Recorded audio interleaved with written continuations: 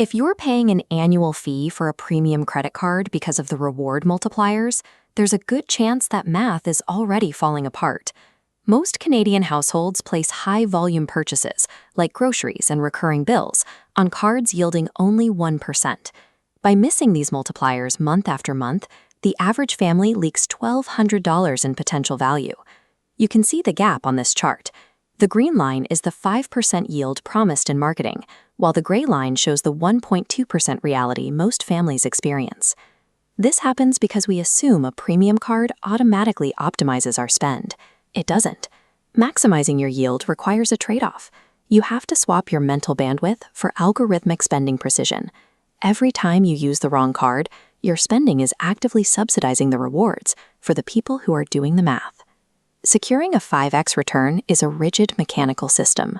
To make it work, you have to bypass 3 specific traps. The first trap is the Merchant Category Code, or MCC. This hidden 4-digit number is assigned to every store by payment processors, and it dictates exactly how many points you earn. A common mistake is assuming that any store selling food will trigger a 5x grocery multiplier. This comparison matrix shows why that assumption fails. Different retailers are classified in ways that break your strategy. Shopping at dedicated supermarkets like Sobeys or Metro registers as MCC 5411, successfully triggering the full 5x reward rate. But buying those same groceries at Walmart or Costco registers as a general merchandise code. This triggers a 1% fallback rate. This miscategorization drops your return by 4% on your highest volume household expenses. Because we swipe our cards dozens of times a week at different merchants, tracking these codes in real time is difficult. To protect your yield, you either have to memorize the codes for your local stores or use a tracking app to verify a location before you swipe. Mastery over these codes requires a high cognitive load. If you don't know the retailer's hidden code, you forfeit the reward. The second trap is the monthly spending cap. Issuers place strict limits on how much you can spend in their most lucrative categories. This chart uses a $2,500 monthly limit as the baseline. Once your spending hits that red threshold, the math changes.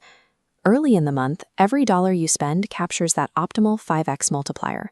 But the moment you cross that line, every subsequent dollar plummets to a 1% return. It's easy to hit this cliff by accident, like through a large holiday grocery haul or catering a single event.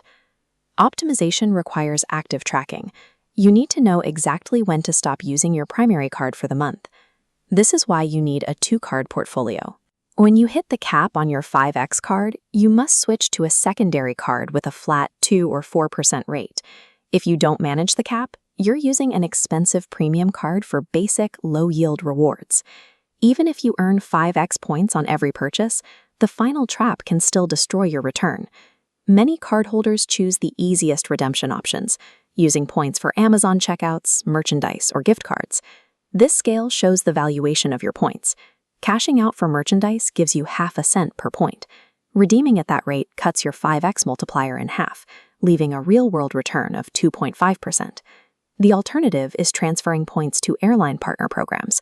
This strategic transfer elevates point value, moving that initial 5x multiplier to a net return between 7 and 11%. Your return on investment is ultimately decided by how you redeem. Taking the easy path retroactively devalues all your prior work.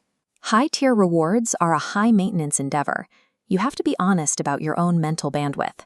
This framework helps you decide. It starts with whether or not you are willing to track your spending limits and merchant codes. If the answer is no, you should choose a single card setup that prioritizes simplicity. A flat 2% cashback card yields better mathematical results than failing to manage a complex 5x system. But if you're willing to do the work, you need a multi-card portfolio. Navigating caps across 3 cards captures thousands in net value. This multi-card approach requires extreme precision, but it is exactly what aligns your everyday spending perfectly with the highest possible reward multipliers available.